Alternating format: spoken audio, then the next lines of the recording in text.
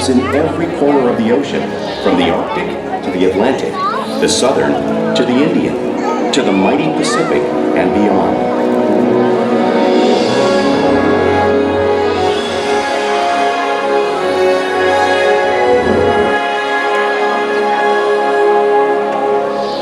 This whale's story is the ocean's story, and it is one we all share.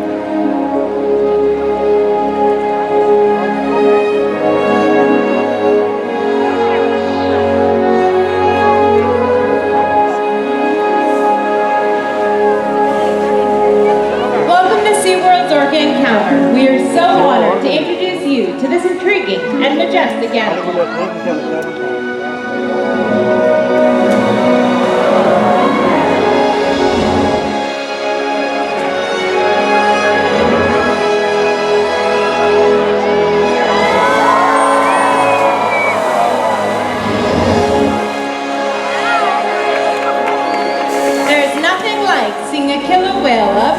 And learning about them and their natural behavior. We hope this Orca encounter will help you to better understand these magnificent creatures and all that they represent.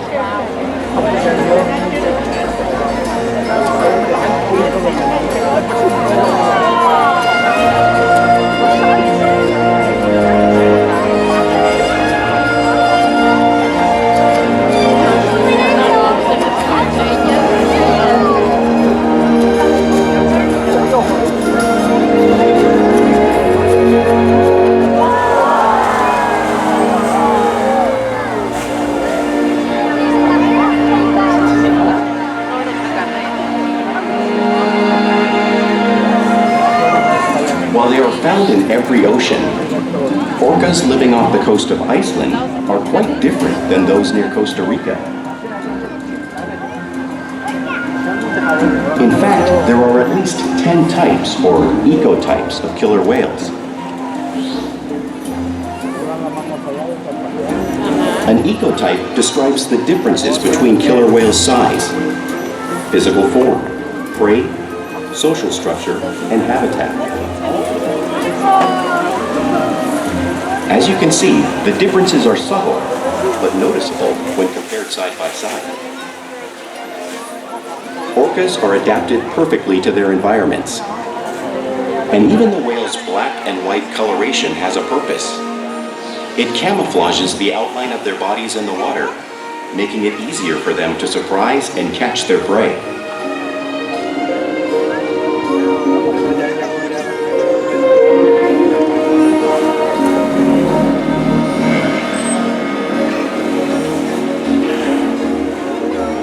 When viewed from above, the black of the whale blends in with the dark depths of the ocean.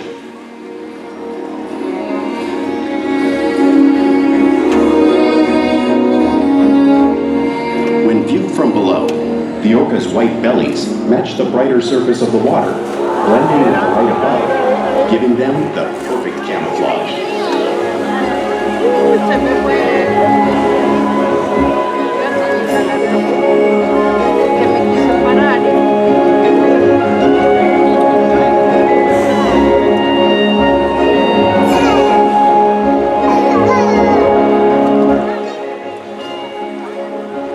Killer whales really are a natural wonder, and Corky will help me show you some of their physical characteristics.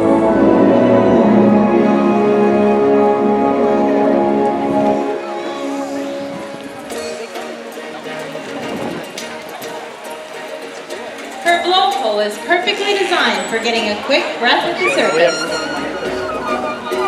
Even the location of her eyes works to her advantage. It looks like the eyes are in the white patch, but that's a visual distraction. The eyes are actually in the black area in front of the white patch, camouflage from thrash and prey. The fin on her back is called a dorsal fin. Now this dorsal fin can help to stabilize the whales while swimming. It can also help to regulate their body temperature. There's absolutely no bone or muscular structure in that dorsal fin, so sometimes you'll see it start to bend. The flippers on either side of her body are called pectoral flippers. Now these pectoral flippers are mainly used for steering and stopping and to say hello. Each pectoral flipper has 5 bony digits, just like the human hand. The lobes on either side of her tail are called flukes. Now these tail flukes are the killer whale's engine, propelling them nearly 30 miles an hour, just as fast as our speedboats. But they swim the fastest and they use the most power when propelling their nearly 10,000-pound bodies up and out of the water.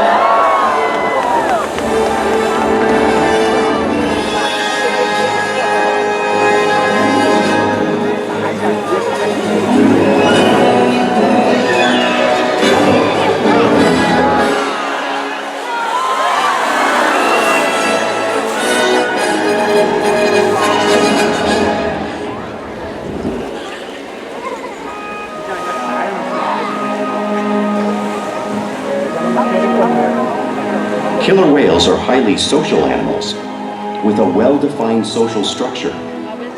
An orca pod is always led by a female. Though just half the size of her male counterpart, she is in charge. It's all about attitude, not size. Because they live and work as a group, orcas need to communicate with sounds and body language. Orcas use clicks for echolocation or navigation.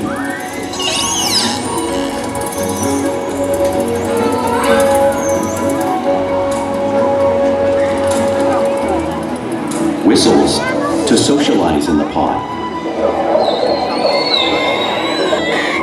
And calls for group coordination and hunting. She's a whale.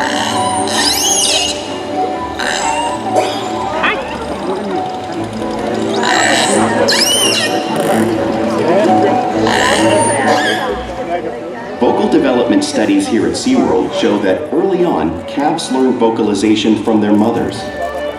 But as they grow, they learn from others close to them as well.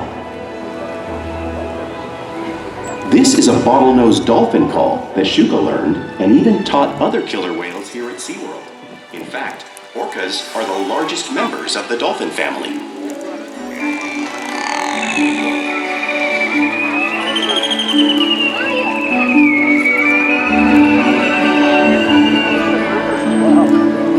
Whales here and in the wild use vocalization to communicate all the time. Like all animals, killer whales use body language as part of their communication. They can use pectoral slaps to show dominance or to get noticed. For example, a mother may use a pec slap to get her calf's attention.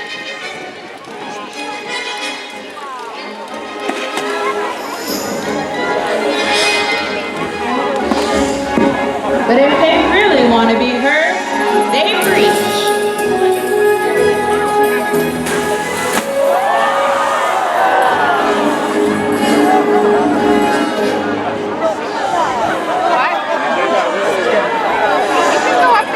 Spyhopping is how killer whales coordinate and get a better view of their surroundings when they hunt.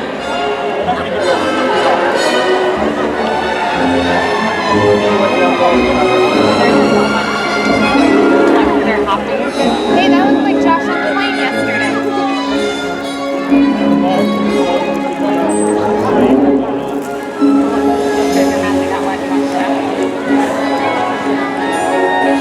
Fluke slaps are another form of communication that killer whales can use in the wild.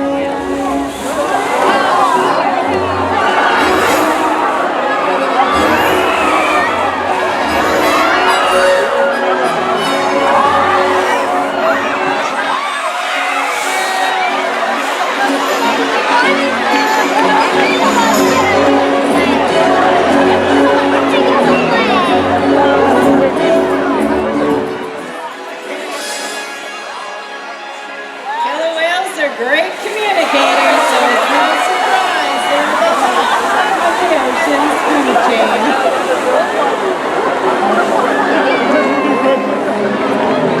Killer whales work together to rear their young, protect their pod, and most importantly, pursue and catch their prey. Every day they cooperate to survive in the wild oceans of the world.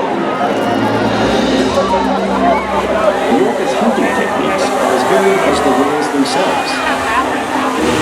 Norwegian killer whales will circle herring, herding them together. The whales use sounds to coordinate with each other and to disorient the herring. With the fish confused and contained, the whales stun them with their powerful tail flukes, making for an easy meal.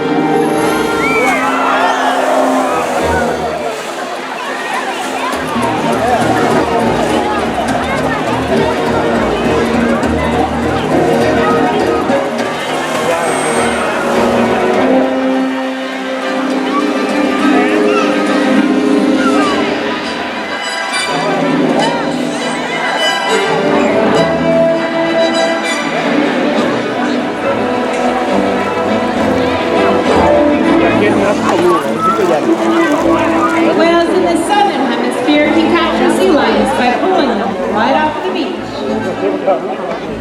One can see the same movement and behavior right here.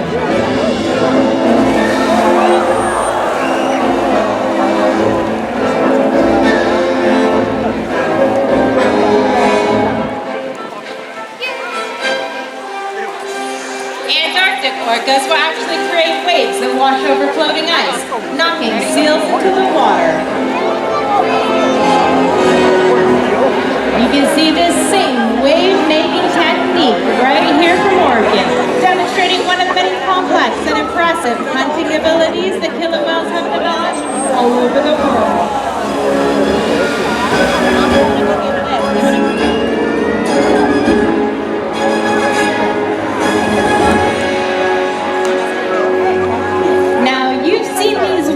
Crashing in front of you, but you can't really imagine the amount of water displaced until you've experienced it firsthand.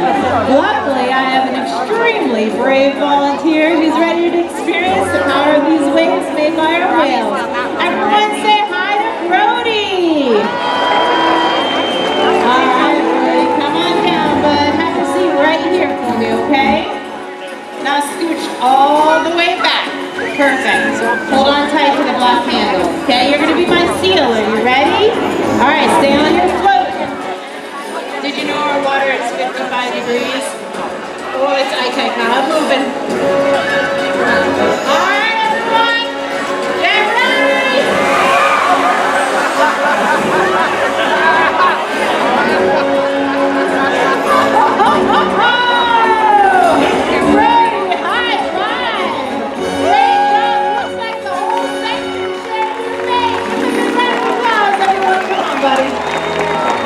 Great job! Now, killer whales can be found in every part of the ocean, so it's no surprise they eat all types of different prey, including other whales. The blue whale on the screen is the largest animal on Earth. It's 5 times longer and 50 times heavier than any of our killer whales. So how can a killer whale this size eat a whale that size in the wild? It's possible because killer whales are the ultimate team player.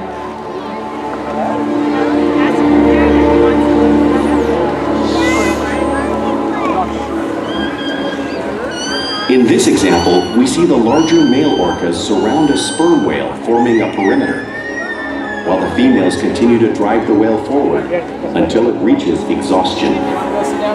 The calves then move in to join the adults in the group. Whatever their prey, killer whales always cooperate and hunt together, making them a highly successful predator.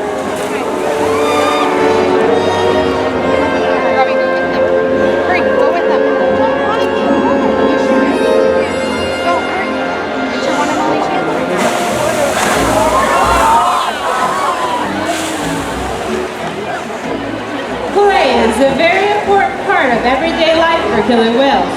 It's how they teach their young to hunt and practice their skills as they grow. Killer whales are always interacting and showing off their playful side in the wild and right here at SeaWorld.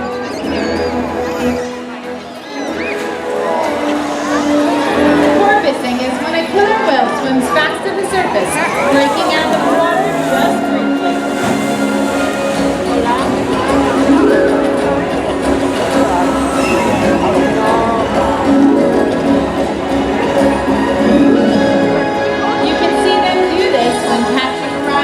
Of a boat or when surfing in a wave.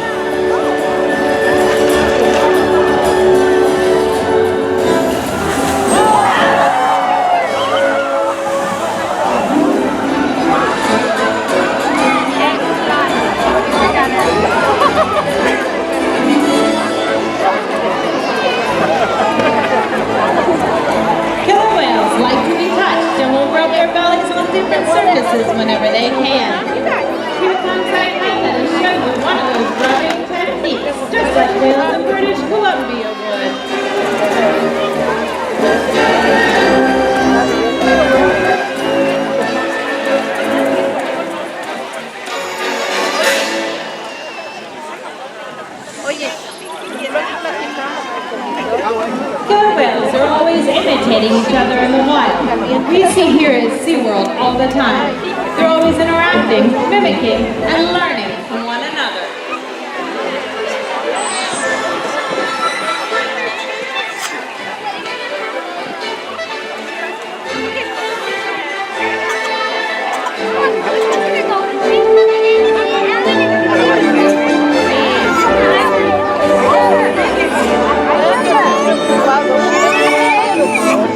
Now, playful behavior has a purpose. For example, when hunting, a tail whip could be used to stun fish.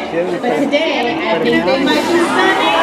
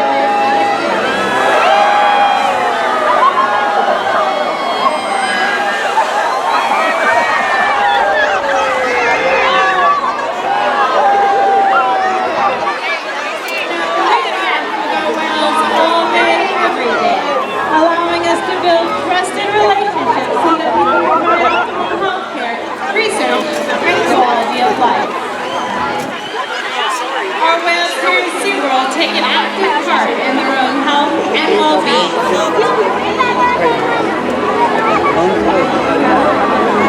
If you turn your attention to the stage, you can see their whales showing their tails to their behaviorists.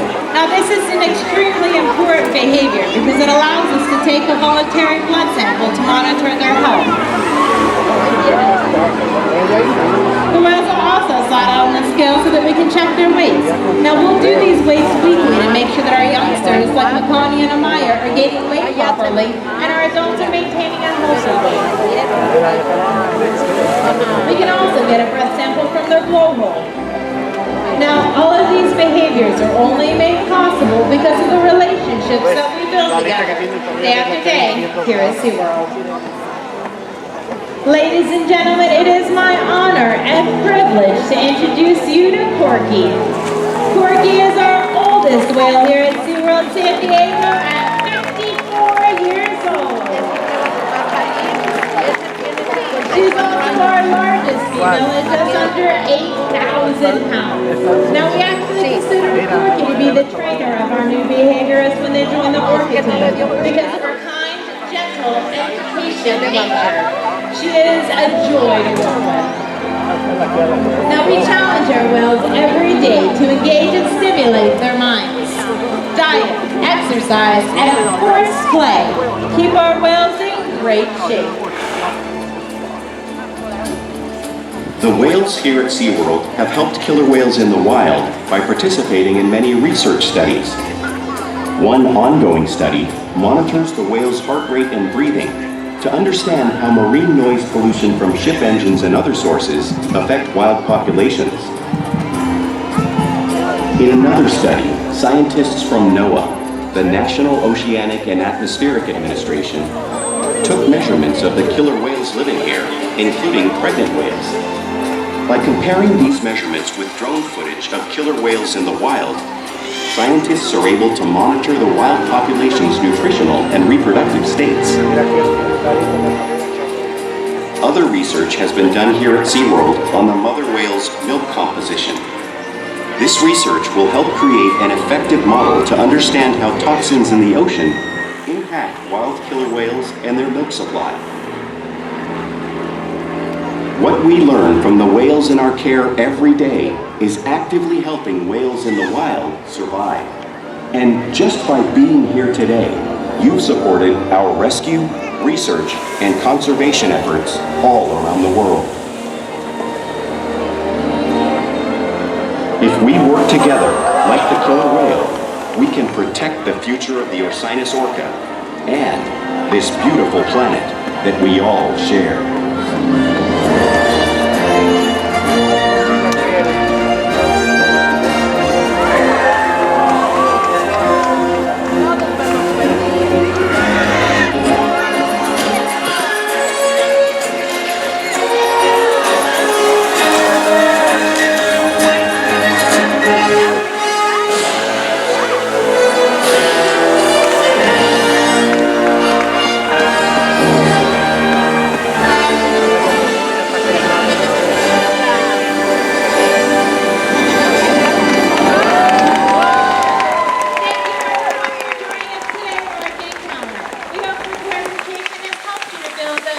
appreciate